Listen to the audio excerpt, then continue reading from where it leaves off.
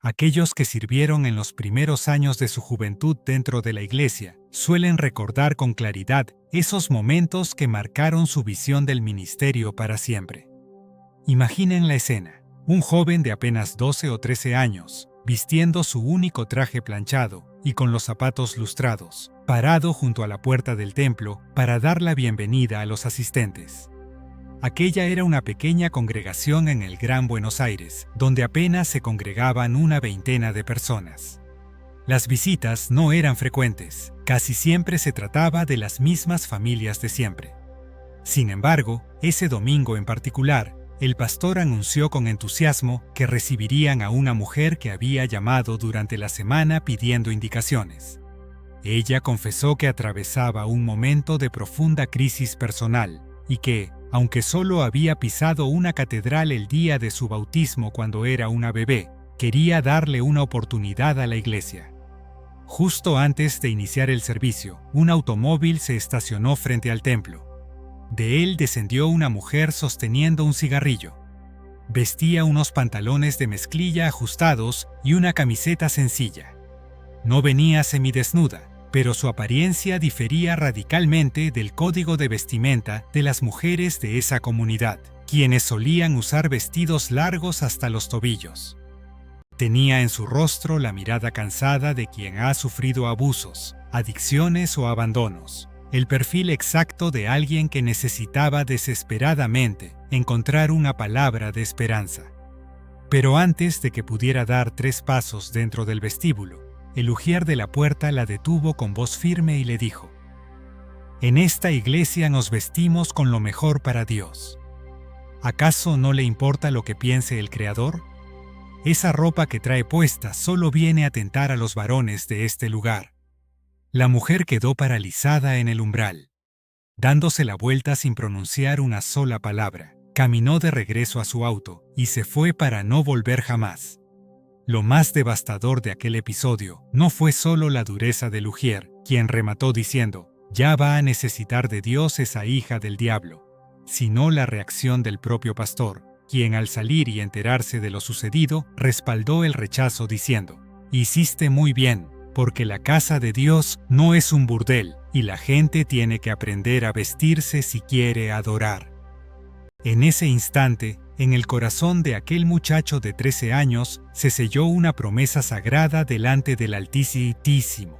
La firme resolución de no juzgar jamás a quien no conoce al Señor por su apariencia, de no expulsar a nadie del santuario por su vestimenta, y de resistirse con todas las fuerzas a convertirse en un guardián del legalismo religioso. Dios no habita en las paredes de un museo para exhibir a santos perfectos. La iglesia fue diseñada para ser un hospital de campo para la gente rota. Esta tensión entre la religión de apariencias y el corazón quebrantado se encuentra retratada con una lucidez aplastante en el Evangelio de Lucas, capítulo 7. La Escritura narra que un fariseo llamado Simón invitó a Jesús a comer a su casa.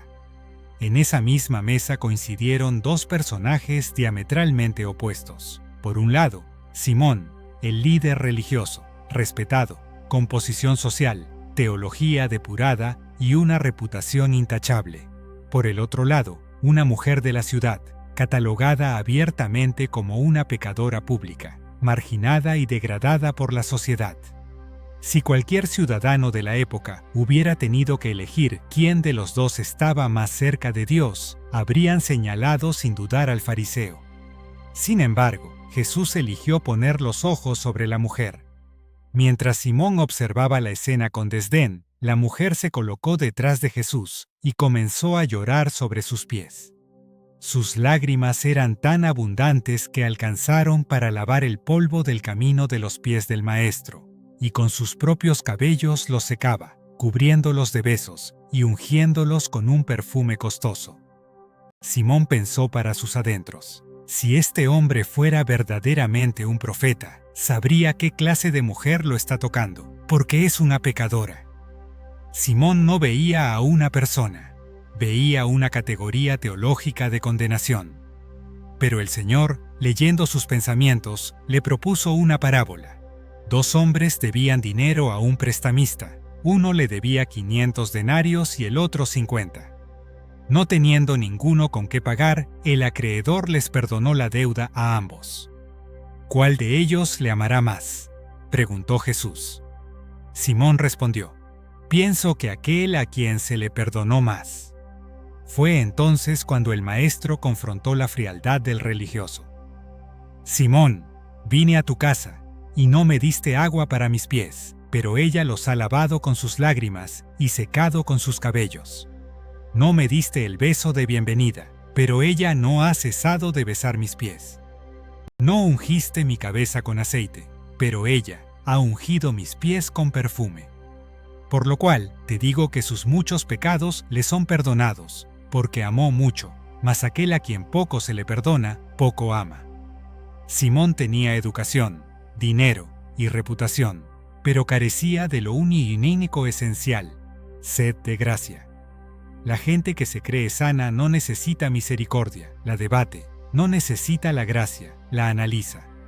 Pero aquella mujer llegó sedienta tras incontables noches de vacío, y cuando se acercó a la copa de la gracia divina, la bebió hasta el fondo. No podemos dar lo que no hemos recibido. Quien pretende amar por esfuerzo propio, termina exhausto, pero quien reconoce la inmensidad del perdón que ha recibido de Dios, ama de manera extravagante e incondicional. Para comprender por qué los seres humanos nos escondemos del amor de Dios, debemos remontarnos al origen mismo del quebrantamiento en el libro de Génesis.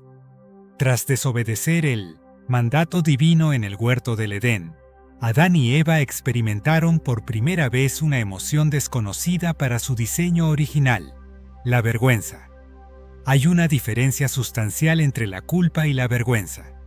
La culpa nos hace sentir mal por lo que hacemos, y se resuelve pidiendo perdón o restituyendo el daño. Pero la vergüenza nos hace sentir mal por lo que somos. Es la creencia destructiva de que hay algo profundamente arruinado e imperdonable en nuestra esencia. Cuando Adán y Eva escucharon la voz de Dios que se paseaba en el aire de la tarde, no corrieron a arrojarse a sus pies para pedir misericordia. Su primer instinto fue coser hojas de higuera para cubrir su desnudez y esconderse entre los árboles del jardín. Ese es el triste legado del trauma humano: buscar matorrales modernos para ocultar nuestra vulnerabilidad. Hay quienes se esconden detrás del trabajo compulsivo para no enfrentarse a sí mismos en el silencio. Otros se esconden en las adicciones, en el consumismo de comprar ropas o zapatos de marca, buscando una valía efímera, o en relaciones obsesivas que intentan llenar vacíos espirituales. Incluso existen muchos que se esconden detrás de la propia actividad ministerial. Sirven a Dios sin cesar y buscan la aprobación del altar como una coraza para evitar que Dios o los demás descubran las heridas no sanadas de su pasado. Sin embargo, la respuesta del Creador ante el quebrantamiento humano no fue un rayo de juicio ni un grito de condenación. Dios caminó por el huerto y lanzó una pregunta cargada de dolor paterno: ¿dónde estás tú? Dios no preguntó: ¿qué hiciste?, porque hacer esa pregunta habría empujado a la pareja aún más profundo en las sombras de la culpa. Les preguntó dónde estaban para invitarlos a salir de la cueva del temor. Y cuando vio el patético intento de Adán y Eva por cubrirse con hojas de higuera que se secaban con el sol, el Señor mismo tomó la iniciativa, hizo túnicas de pieles y los vistió. Para confeccionar esas túnicas de piel, un animal tuvo que morir. El fuego del sacrificio inocente cubrió la desnudez del culpable. Fue el primer anuncio profético de lo que Jesús haría en la cruz del Calvario, donde su sangre purísima fue derramada para cubrir nuestra vergüenza para siempre. Es necesario que la Iglesia del siglo XXI recupere la visión del Evangelio como una embajada de misericordia. Es muy fácil condenar pecados en abstracto o señalar las faltas de la sociedad desde una plataforma de superioridad moral. Pero todo cambia cuando al pecador le pones un rostro real, cuando la persona que ha caído no es un desconocido en las noticias, sino tu propio hijo, tu nieto o tu amigo más cercano. En ese momento, las leyes inflexibles y la teología rígida se desmoronan para dar paso a la urgencia del amor que busca restaurar. Jesús no le tuvo miedo a la cercanía con los pecadores. Se sentó a la mesa con cobradores de impuestos, habló a solas con la mujer samaritana y permitió que una prostituta tocara su manto, porque Él vino a buscar y a salvar lo que se había perdido. En el servicio de Dios, solo los soldados que han sido heridos en la batalla están capacitados para ministrar con verdadera compasión a otros heridos. Quien presume de estar entero, inmaculado y libre de marcas, suele convertirse en un juez despiadado hacia los tropiezos ajenos. Pero quien reconoce sus propias cicatrices, entiende que las marcas del dolor no son una deshonra, sino testimonios visibles de la fidelidad divina. Son la prueba de que estuviste en la trinchera, de que fuiste golpeado pero no destruido, y de que la gracia de Dios te sostuvo en pie. Las cicatrices son credenciales de madurez espiritual. No te ahogues en la condena de tu propio pasado ni permitas que los guardianes de la doctrina te hagan sentir que estás demasiado roto para ser amado por el Padre. Si hoy sientes que tu vida es un rompecabezas destruido, recuerda que Dios no habita en las catedrales de cemento que exhiben perfección humana, sino en los corazones contritos y humillados. Acércate hoy al altar sin máscaras y sin hojas de higuera. En sus manos, tu quebrantamiento se convierte en el canal por donde fluirá la manifestación más gloriosa de su unción, porque en el reino de los cielos todos somos redimidos por el mismo sacrificio. O entramos todos por la gracia de la cruz, o no entra nadie.